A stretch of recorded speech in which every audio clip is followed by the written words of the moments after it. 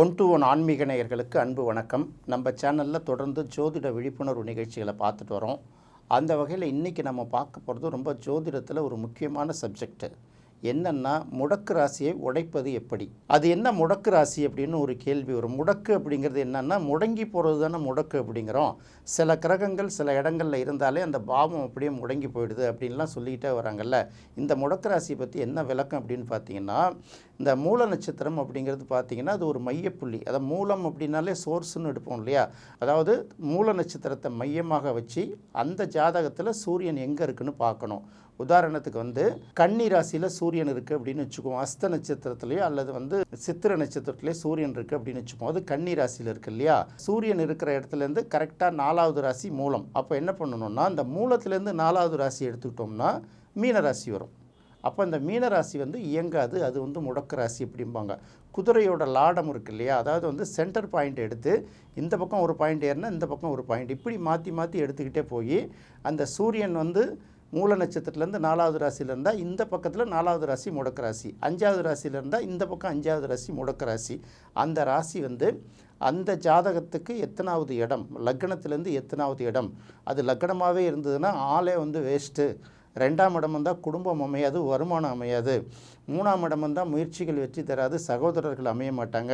அப்போ 4வது ராசி முடக்கு ராசியாக இருந்தால் கல்வி ஏறவும் ஏறாது, பூர்வீகத்தில் இருக்க முடியாது. 5வது ராசி முடக்கு ராசியாக இருந்தால் குழந்தை பிறக்காது. 6வது ராசி முடக்கு ராசியாக இருந்தால் வேலை கிடைக்காது. 7வது ராசி முடக்கு ராசியாக இருந்தால் திருமணம் ஆகாது. 8வது ராசி முடக்கு ராசியாக இருந்தால் ஆயுள் பாதிப்பு. 9வது ராசி முடக்கு ராசியாக இருந்ததுன்னா அது பார்த்திங்கன்னா தந்தையாருக்கு பாதிப்பு. 10ஆம் இடம் முடக்கு ராசி அமைஞ்சிட்டுனா தொழில் ஸ்டேட்டஸ் பாதிப்பு. 11ஆம் இடம் முடக்கு ராசியாக இருந்ததுன்னா மூத்த சகோதரம் பாதிப்பு, லாபம் பாதிப்பு. 12ஆம் இடம் முடக்கு ராசியாக இருந்தால் வெளிநாடு போகிறது பாதிப்பு. இப்படி ஒரு மைனஸை கண்டுபிடிச்சி வச்சுட்டு இந்த மைனஸ்லேருந்து அப்படி மல்டிபிள் பண்ணிக்கிட்டே இருக்கிறது ஒரு விஷயம். அதாவது காலாகாலமாக பார்த்திங்கன்னா மென்பொருள் துறையில் புது புது சாஃப்ட்வேர் கண்டுபிடிச்சிக்கிட்டே இருப்பாங்க. அடுத்தடுத்த இம்ப்ரூவ்ட் வெர்ஷன் போயிட்டுருப்பாங்க. அதுக்கு ஈக்குவலாக பார்த்திங்கன்னா இன்னொரு பக்கம் வைரஸுங்கிறது அதை முடக்கிக்கிட்டே இருக்கும் இல்லையா? இதுதான் ஜோதிடத்தில் தொடர்ந்து நடைபெற்று இருக்கிறது. என்ன பண்ணுவாங்க, நல்ல ஜோதிடர்கள் என்ன பண்ணுவாங்க, இந்த மாதிரி அப்பப்போ வரக்கூடிய அந்த வைரஸுக்கு ஆன்டி வைரஸ் கண்டுபிடிச்சிக்கிட்டே இருப்பாங்க. உண்மையிலேயே அது ஒர்க் அவுட் ஆகுதா இல்லையாங்கிறது அடுத்த கட்டம்ல. இந்த தடவை நம்ம என்ன சொல்ல போகிறோம்னா, இந்த முடக்கு ராசியை எப்படி உடைக்கிறது. முடக்கு ராசி நான் இல்லைன்னுலாம் சொல்லலை, இருக்குன்னே வச்சுப்போம். அப்படியே இருந்தால் அதை எப்படி உடைக்கிறது அப்படிங்கிறது ஒரு கேள்வி வரும்ல. அதுக்காக தான் நம்ம விளக்கம் சொல்ல போகிறோம். இது எல்லாருக்கும் எளிமையாக அரிச்சிக்கலாம். அப்போது முடக்கு ராசியை நம்ம எங்கேருந்து எடுக்கிறோம், மூல நட்சத்திரத்துலேருந்து நம்ம மையப்படுத்தி எடுக்கிறோம். அதே போல் சூரியனை மையப்படுத்தி தான் நம்ம என்ன பண்ண போகிறோம், இந்த முடக்கு ராசி இருக்கிற இடத்த நம்ம ஐடென்டி பண்ண போகிறோம். ஸோ இப்போ அப்படி பார்த்திங்கன்னா சூரியனை மையப்படுத்தி எடுக்கக்கூடிய இந்த முடக்கு ராசியை சூரியனை மையப்படுத்தி தான் உடைக்கணும் அப்படிங்கிறது நம்ம தெரிஞ்சுக்கணும். இப்போ உதாரணத்துக்கு ஒரே ஒரு விஷயம் மட்டும் நான் சொல்ல போகிறோம். இப்போ முடக்கு ராசியை உடைக்கிறதுக்கு என்ன ரூட் அப்படிங்கிறது பார்க்குறோம். அப்படி பார்க்கும்போது எப்படி மூல நட்சத்திரத்தை மையமாக வச்சு அதுலேருந்து சூரியனை எண்ணி அந்த பக்கத்தில் பார்த்திங்கன்னா எத்தனையாவது ராசியில் சூரியன் இருக்கோ அதுக்கு நேர் ஆப்போசிட் சைடில் சூரியன் இருக்கக்கூடிய ராசி முடக்கு ராசி அப்படின்னு ஒரு விஷயத்தை எடுத்து அந்த இடம் இயங்காது, அந்த ராசி முடங்கி போயிடும் அப்படின்னு கண்டுபிடிச்சோமோ அதை எப்படி உடைக்கிறதுங்கிறதுக்காக ஒரு ரூட்டு சொல்லி கொடுக்குறேன். அவங்கவுங்க ஜோதிடத்தில் ஆர்வம் உள்ளவர்கள் அதை தெரிஞ்சுக்கலாம். ஏன்னா இந்த முடக்கு ராசியை பற்றி சொல்லி சொல்லி பயமுடுத்துறதுக்குன்னே சில யூடியூப்பில் சில பேர்கள் பேசிகிட்டு இருக்காங்க. அவங்களுக்கு என்னென்னா, புதுசாக படிச்சுட்டு வரவங்களுக்கு ஏதாவது ஒரு நெகட்டிவ் சொன்னால் தான் நம்மகிட்ட கிளைண்ட் வருவாங்க அப்படின்னு சொல்கிறது தான். இப்போ என்னை பொறுத்த வரைக்கும் நம்ம விழிப்புணர்வுங்கிற ஒரு பேரை சொல்லிட்டதுனால இதை எப்படி உடைக்கிறது அப்படிங்கிற ஒரு விஷயத்தை சொல்லிட்டு பார்க்குறான். சாதாரணமாக ஜாமக்கோல் பிரசனத்தில் பார்த்திங்கன்னா ஒரு நெருக்கடி எடுத்திங்கன்னா 7ஆம் இடம் தான் அதுக்கு தீர்வு கூடக்கூடிய ஸ்தானம் அப்படின்னு சொல்லுவாங்க. அப்போ மூல நட்சத்திரம் அப்படின்னு பார்க்கும்போது தனுசு நெருக்கடியை கண்டுபிடிக்கக்கூடிய முடக்கு ராசியை கண்டுபிடிக்கக்கூடிய ராசினால் அதை உடைக்கக்கூடியது அதுக்கு நேர் 7ஆம் இடம். அப்போது சூரியனை மையப்படுத்தி எடுக்கிறதுனால சூரியனை சிவன் அப்படின்னு நீங்கள் எடுத்துக்கலாம். அப்போ சிவனுக்கு உரிய நட்சத்திரம் என்ன அப்படின்னு பார்த்தீங்கன்னா நம்ம திருவாதிரை நட்சத்திரம்ங்கிற ஒரு விஷயத்தை தொடர்ந்து பேசிட்டு வரோம். அப்போ மூல நட்சத்திரத்தால் ஏற்படக்கூடிய மூல நட்சத்திரத்தை அடிப்படையாக கொண்டு சூரியனை மையப்படுத்தி எடுக்கக்கூடிய முடக்கு ராசியை இயக்க வைப்பதற்கு என்ன பண்ணலான்னு கேட்டிங்கன்னா, இந்த பக்கம் திருவாதிரை நட்சத்திரத்தை மையப்படுத்தி அதுக்கு நேராக சரியான கோயில்களை கண்டுபிடிச்சி அந்த கோயில்களில் போய் அந்தந்த நாட்களில் வழிபடுவதன் மூலம் இந்த முடக்கு ராசி அப்படிங்கிற ஒரு கான்செப்டையே நீங்கள் உடைச்சி எடுக்கலாங்கிறது தான் இந்த இடத்துல நம்ம சொல்ல வர்றது. உதாரணத்துக்கு தனுசு ராசியை முடக்கு ராசியாக அமைதுன்னு வச்சுக்கோங்க ஒருத்தவங்களுக்கு. நான் தான் என்ன, தனுசு ராசியை அடிப்படையாக வச்சு தான் முடக்கு ராசிங்கிற ஒரு விஷயத்தை பேசிகிட்டு இருக்கோம். தனுசு ராசியை ஒருத்தருக்கு முடக்கு ராசி அப்படின்னு நம்ம இப்போ எடுத்துக்குவோம். அப்போ அந்த முடக்கை எப்படி உடைக்கிறது, முடக்கை எப்படி இயக்கிறது அப்படின்னு ஒரு கேள்வி வரும்ல, அப்போ சொல்லிடும். அப்போ தனுசு ராசிக்கு உரிய பகுதி எது அப்படின்னு முதல்ல நம்ம கண்டுபிடிக்கணும்.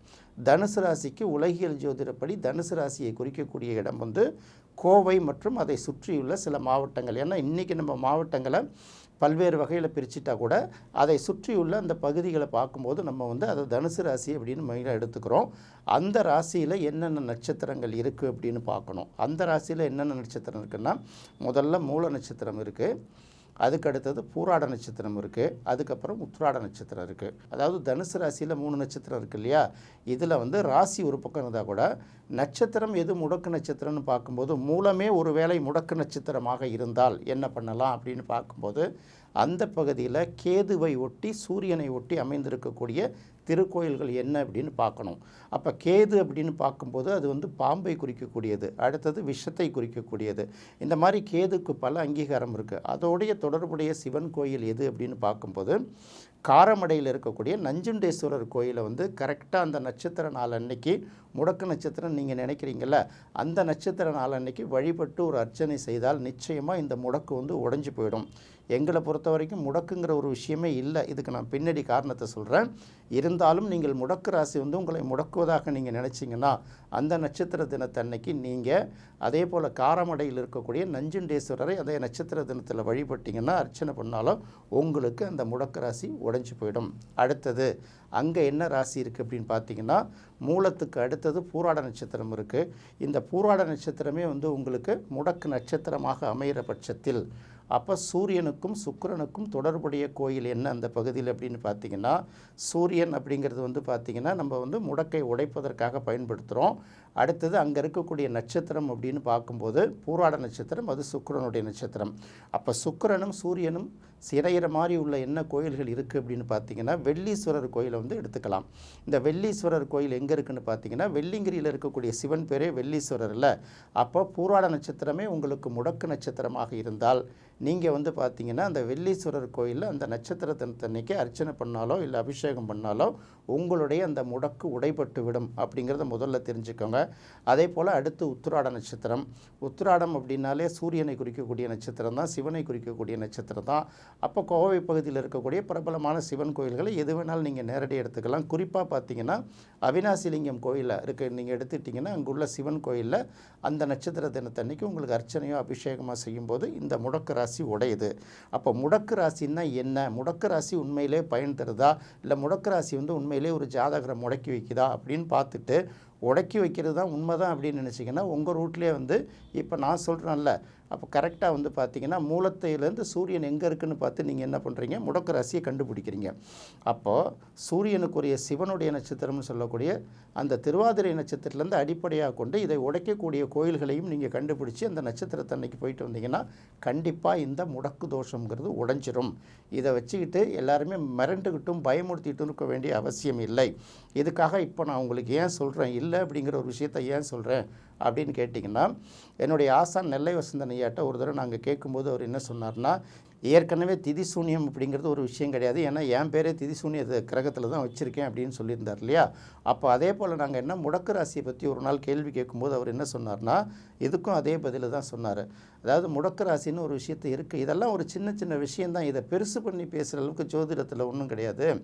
அவர் வந்து புரட்டாசி மாதம் பிறந்தவர். அப்படி புரட்டாசி மாதத்தில் பிறந்தவர் அப்படின்னு பார்த்தீங்கன்னா மூல நட்சத்திரத்துலேருந்து பார்த்தீங்கன்னா இந்த பக்கம் முன்னாடி ஒரு 4 ராசியை தள்ளி இருக்கும் கன்னி ராசி. கன்னி ராசியிலேருந்து மூல நட்சத்திரம் இருக்கக்கூடியது 4 ராசின்னா, அப்போ மூல நட்சத்திரம் இருக்கக்கூடிய தனுசு ராசிலேருந்து 4வது ராசி எதுன்னு பார்த்தீங்கன்னா மீனராசி. அப்போ மீனராசி தான் வந்து அவருக்கு முடக்கு ராசி. அப்போ முடக்கு ராசி வந்து இயங்காது அப்படின்னு ஒரு விஷயத்த சொல்கிறாங்க. அப்போது ஒரு மேஷ லக்கணத்தை சேர்ந்தவர், அவருக்கு 12ஆம் இடம் வந்து மீனம். 12ஆம் இடம்ங்கிறது பொதுவாக வெளிநாட்டை குறிக்கக்கூடிய ஒரு இடம். அவரால் வெளிநாட்டுக்கு போகவே முடியலையா அப்படின்னு பார்த்தீங்கன்னா அப்படிலாம் கிடையாது. கிட்டத்தட்ட 40 நாடுகளுக்கு மேலே அவர் போயிட்டு வந்திருக்காரு. எல்லா நாடுகள்லையும் அவர்கள் கிளைண்ட் இருப்பாங்க. அவர் நினச்சா அவங்க கிளைண்ட்டு எப்போ வேணாலும் கூப்பிடுவாங்க. இவர் போகணுன்னாலும் அவங்க கூப்பிட்டுப்பாங்க, அவங்க கம்பல் பண்ணி கூப்பிட்டாலும் இவர் போவார். இப்படி தான் அந்த நாட்டில் இருந்தது. அப்போ முடக்கு ராசி அப்படிங்கிறது வந்து லைஃப்பில் ஒரு பார்ட், ஒரு சின்ன பிரச்சனை இது. அந்த பிரச்சனையை வந்து நம்மளை ஒன்றும் பெரிய அளவுக்கு பாதிக்காது. இது பாதிக்காதுங்கிறது தான் நெல்லை வசந்தன் ஐயாவோட ஜாதகத்தையே உங்களுக்கு உதாரணமாக சொல்கிறேன். உண்மையிலே முடக்கு ராசியால் தான் நம்ம முடங்கி போயிருக்கோம், பாதிக்கப்பட்டிருக்கோம் அப்படின்னு உங்களுக்கு தென்பட்டுச்சுன்னா, இப்போ நாம் என்ன சொல்லமோ, இப்படி தனுசு ராசி எப்படி ஒரு மாவட்டத்துக்கும் ஒரு ராசிக்கும் பெருசாக எடுத்துக்கிட்டு அங்கே இருக்கக்கூடிய கோயில்களை எப்படி கண்டுபிடிக்கிறதுன்னு சொல்லியிருக்கேன் இல்லையா? இதை அப்படியே மையப்படுத்தி ஒரு ராசிக்கும் ஒரு நட்சத்திரத்துக்கும் நீங்கள் கண்டுபிடிச்சிங்கன்னா, நீங்கள் முடக்கு ராசியால் தான் பாதிக்கப்பட்டோம் அப்படின்னு நினைக்கிற பட்சத்தில் இதை பின்பற்றினீங்கன்னா அந்த முடக்கு ராசியை உடச்சி எடுக்கலாங்கிறது தான் என்னுடைய கருத்து. என்ன நேயர்களே, இதே மாதிரி பார்த்தீங்கன்னா மற்ற 11 ராசிகளுக்கும் நீங்கள் கோயிலை கண்டுபிடிக்கலாம். கண்டிப்பாக இது உங்களுக்கு பயனுள்ள நிகழ்ச்சியாக இருக்கும்னு நினைக்கிறேன். மீண்டும் மற்றொரு சுவையான நிகழ்ச்சியில் சந்திக்கலாம். நன்றி, வணக்கம்.